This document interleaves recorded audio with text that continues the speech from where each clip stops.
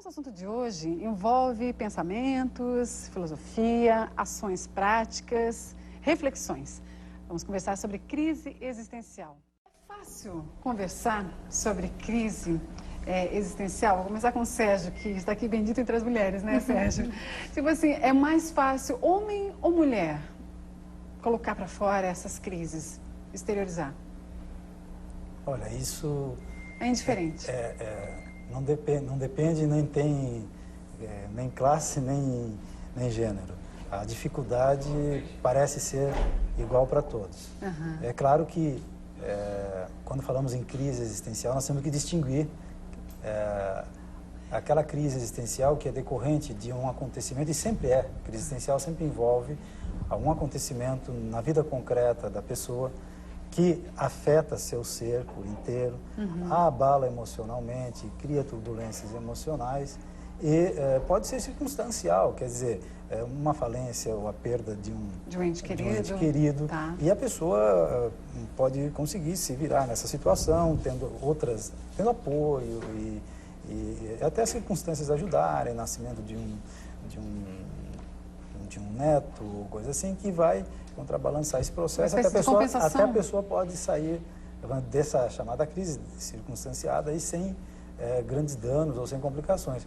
Mas há casos em que, se não for cuidado uma situação dessa, pode levar a complicação psicológica. Perfeito. O que também não podemos confundir. Uma crise existencial de uma complicação psicológica severa que já envolve aí muito mais coisa. Não é circunstancial, afeta a pessoa emocionalmente por inteiro, afeta os seus, quer dizer, o seu, chamamos sociológico, a família.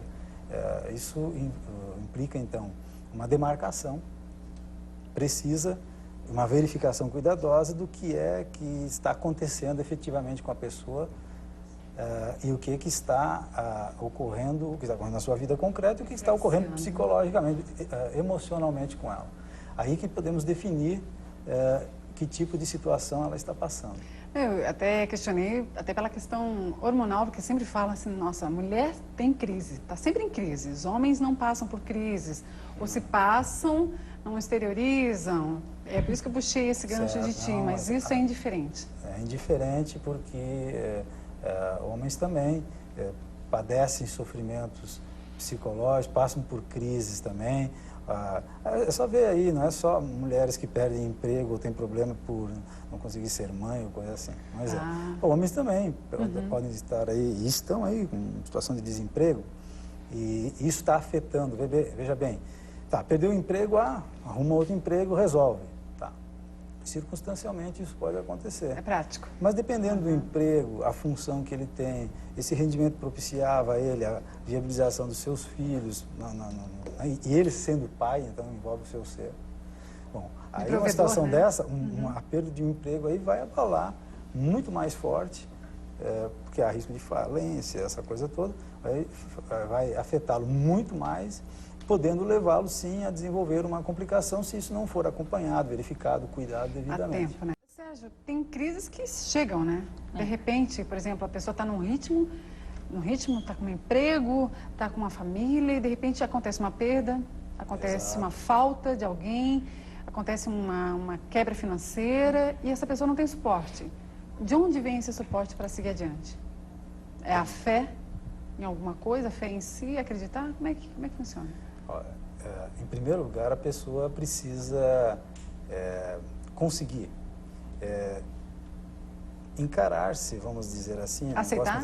Não é aceitar. Não é aceitar. Encarar-se, confrontar-se. Encarar-se no confronto com o seu impasse. Ela está com um problema. Esse problema nunca é na cabeça dela, jamais Ele será existe. na cabeça, nunca é de pensamento, diz respeito à vida de relações. Então, a gente precisa, pelo menos, exemplificar. Você falou, alguém que perdeu o emprego. E esse emprego sendo, vamos por aí, decisivo para a vida da pessoa. Primeiro, para a sua realização, porque investiu nisso, isso era importante para ela. E também porque viabilizava o seu ser pai, no caso de um homem, ou de uma mulher ser mãe, dentro da família, a subsistência, Sustento, né? a viabilização dos filhos. Bom, então quando ocorre uma situação dessa, é claro que isso vai mexer com a situação geral da pessoa. Você falou, tá, tem pessoas que já vêm desenvolvendo e tem uma estrutura de personalidade que lhe permite, numa situação dessa, encontrar os outros meios que a levem para o seu projeto e desejo de ser, que ela já tem claro o rumo, a direção para onde vai. Que comumente se chama aí autoestima, que na verdade é segurança de ser. É quando a pessoa tem chão sob os pés, limites por dentro, tem seu campo de possibilidade aberto, e uma circunstância dessa, uma situação dessa, não é suficiente para levá-la ao desatino, ao desespero, à solidão, porque vai perdendo o chão naquilo que se segurava. Né? Então, o que acontece? Essa pessoa tem condição de lidar. Entretanto, se a pessoa já não vem com uma estrutura de personalidade, com o seu projeto, desejo de ser, bem, projeto, desejo de ser não são ideais, sonhos, essas coisas. Não, é a possibilidade de ser em que essa pessoa se lançou e se vem viabilizando, no conjunto dos seus perfis, aí, pai, marido. Esse movimento de ir, vamos dizer, usando uma expressão mais de senso comum, com a barriga, empurrando com a barriga, isso é comum de acontecer sim. As pessoas, por medo, por receio, por não saberem, não terem desenvolvido dentro do interior até da sua própria família uma relação de reciprocidade, onde um não sabe efetivamente qual é o desejo, a perspectiva de ser do outro, as pessoas vão se isolando, na verdade, no interior da família. E com isso vão se envolvendo, se absorvendo, muitas vezes no trabalho, o que é muito comum, ou em outras atividades, como forma de escapar, de se pôr em questão, porque o homem é um ser pelo qual o seu ser está em questão sempre. Nós estamos sempre em questão, temos sempre que nos decidir para onde vamos, o que vamos fazer, o que vai ser de nós e dos outros com quem vamos, com aquilo que fazemos, o que os outros fazem. Nós estamos implicados num tecido. É uma interação, né, constante. Esse tecido é decisivo de compreender, que é o sociológico. E tem o social também, mas o sociológico implica a família. Então, quando as coisas são postas para o lado, na verdade um jogo de má fé. Má fé quer dizer o quê? É a tentativa da pessoa de mentir para si própria. Ela está sabendo que tem um problema ali. Ela está evitando tomar uma posição. Mas até quando eu consigo me enganar? Só que chega momentos em que fica inevitável o confronto. A realidade impõe isso. Vou usar até um exemplo. A mulher tem um problema para ser mãe, ter filhos e tal. Bom, enquanto é jovem, adolescente, tem como ir levando e tal, mas aí vai chegar aos seus 30 e poucos anos, perto dos 40, bom, agora a realidade apertou, tem aí um tempo real. Ou eu vou ser mãe ou não vou ser mãe. Como é que eu vou ficar? E se tem problema, o problema vai estourar aí também. Porque aí não vai ter jeito. O tempo real está impondo a ela que ela escolha, tome uma posição que ela até então veio tentando, equivocadamente, a gente sabe, lidar como podia, mas ao deixar de lado, chegou agora, estourou. Por quê? Porque o ser mãe aí vai implicar toda uma mudança de ser dela, de ser mãe, enfim. Estrutura de vida mesmo. Inserir-se na família, coisa que às vezes ela também consegue sair da sua família de origem. Aí é um impasse. Um tipo de crise é esse. O que é uma personalidade estruturada, Sérgio? Como é que a gente pode... como é que podemos nos construir para evitar ou talvez não entrar nesse tipo de crise, em qualquer fase da nossa vida? Bom, em primeiro lugar, uma personalidade estruturada não quer dizer uma personalidade pronta, certo? Que é comum as pessoas entenderem como assim. Como a Virginia fala, nós não nascemos com 40 anos. E também uma personalidade estruturada não quer dizer uma personalidade ou uma pessoa que enfrenta situações dramáticas na vida e não se afeta. Nem existe. Se isso acontecer, ela pode estar em uma psicose, que é a inafetabilidade. Na verdade, uma pessoa, ainda mais se trata de alguém, na perda, por exemplo, de um ente querido, uma pessoa importante, chorar, sofrer, padecer numa situação dessa... Faz parte. É o regular. Agora, é claro, se isso evolui, se a pessoa vai se complicando com isso, é outra coisa. Então, uma personalidade estruturada implica uma pessoa que veio desde a sua infância lançada no desenvolvimento de limites de ser por dentro e por fora. Quer dizer, ela aprende a ser, encontrar o seu lugar e o seu pertencimento ao seu sociológico familiar, o seu lugar dentro da sua família, que lhe dá segurança para ir para fora da família, para o social, para o antropológico, a gente diz, a vida entre os outros, na profissão, numa nova relação amorosa com uma outra família, que agora é a sua família, conseguir transitar nessas diversas malhas sociológicas de uma maneira em que não se divida. Ela, então, transcende uma para a outra e não rompe. A personalidade estruturada é uma personalidade segura, é a pessoa que tem chão sob os pés. Aí vai, de novo, voltar ao ponto que eu falava antes. É a pessoa que foi lançada para um projeto de desejo de ser dentro de sua família. E esse projeto de desejo de ser não quer dizer que é algo estático, coisa assim.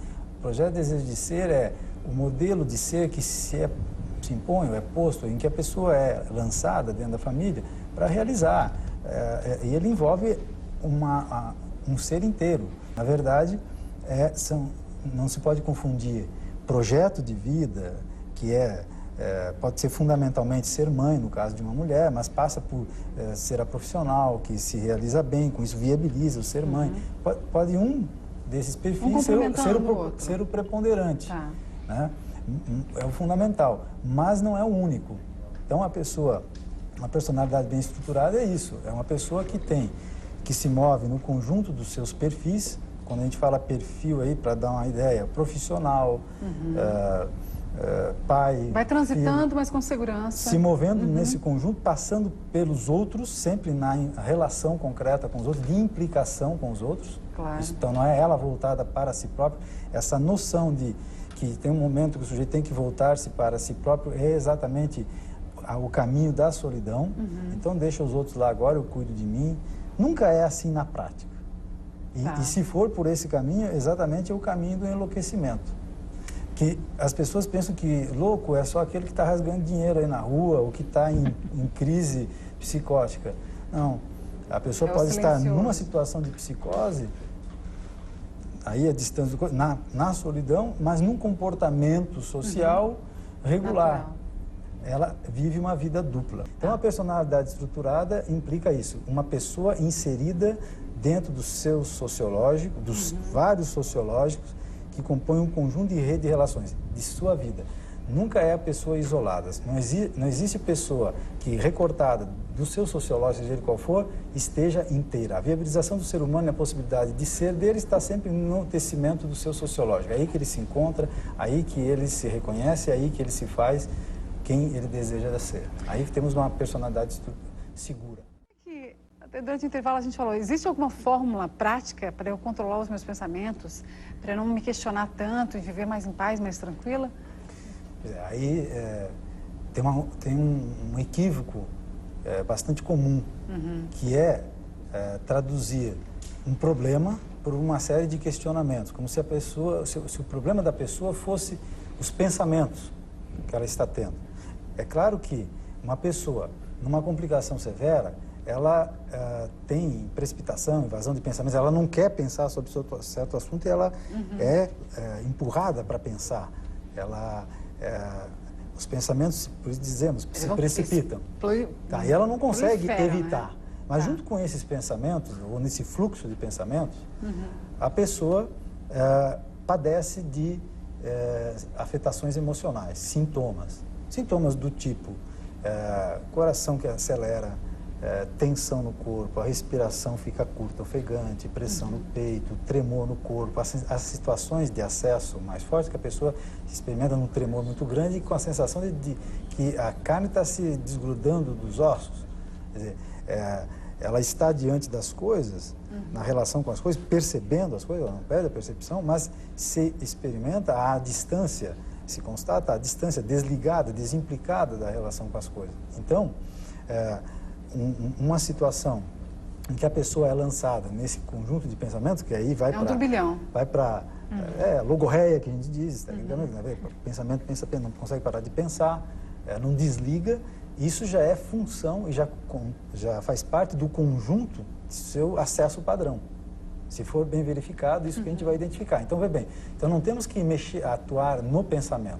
temos que atuar no acesso e naquilo que chamamos de dominante do acesso, que pode ser uma situação de tensão de ser, que é a pessoa num quadro de divisão, num processo de esquizofrenização, se dividindo, então, em tensão, evoluindo para a psicose, que já é a inafetabilidade, que é esse distanciamento, desligamento do corpo, a pessoa não se experimenta, a Lara disse bem antes, ela abraça o filho, como se, o parente, alguém, é como se não estivesse abraçando um latão, ou qualquer outra coisa. Não tem nenhuma ligação. Ela pode ter até afeto, mas isso não alcança o seu ser, ela não se experimenta implicada com aquela pessoa, com o seu sociológico.